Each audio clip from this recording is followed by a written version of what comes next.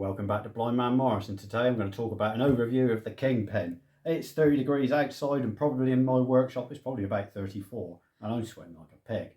But this lovely bit of ironmongery here is your Kingpin. You'll hear people talk about it.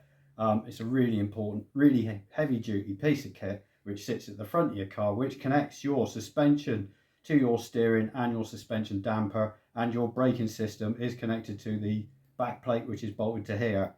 So let's start at the top and work our way down. At the top here on this threaded bar is where your top trunnion is connected, and also the grease nipple up here for the greasing.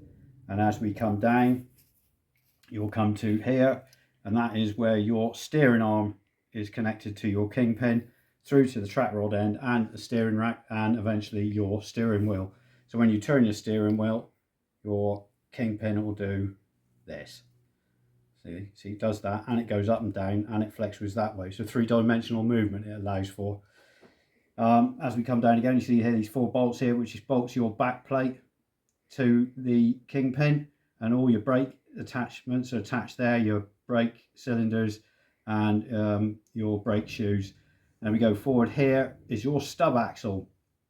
On here goes your hub, which is connected to the wheel, and on the front here you have your hub nut, which you tighten down. On a standard Morris Minor, it's 40 foot-pounds to torque down.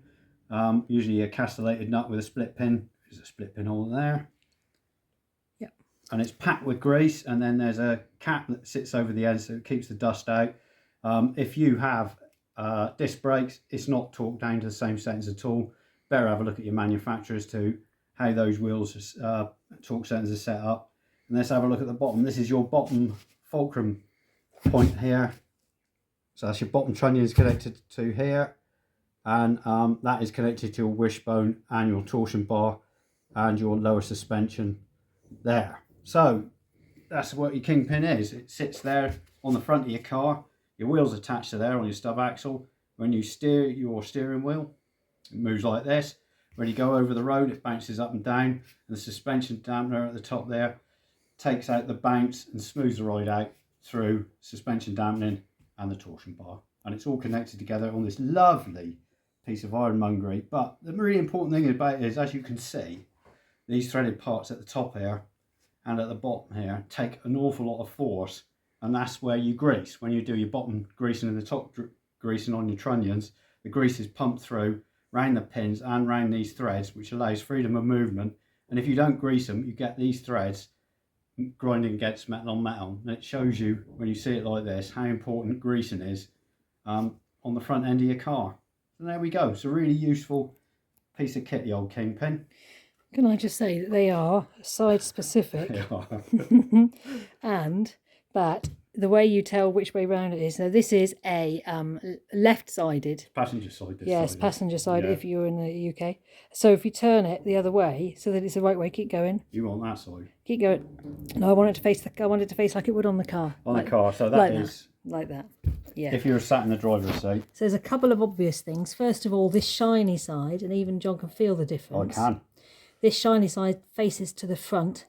Also, that's smaller on that side than it is on this side, which is bigger. But also, I don't know if you can see that. Keyway. There is a keyway, but even that's both sides.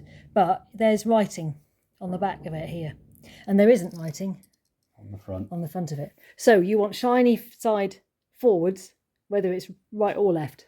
Yeah. So They are specific, but they also, the nuts turn a specific way, don't they? on the stub axles. Yeah. Yeah. They do.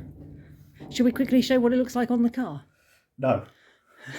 Yes, let's go and show what it looks like on the car. So here we are at the front of our Traveller, and we're doing some work on the front end here.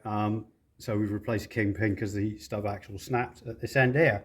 So as you can see, in situ here, we've got your top trunnion here, the greasing point, coming down your Kingpin, and then you've got your steering arm there, up to your track rod end. And this is where your back plate's going to bolt onto.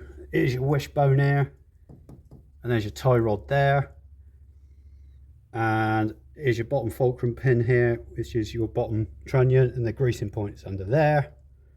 And I can't move it because it's got a steering lock on it, but that's how it all goes together. Looks quite nice actually on there. It does, doesn't it? And there we go. See you next time.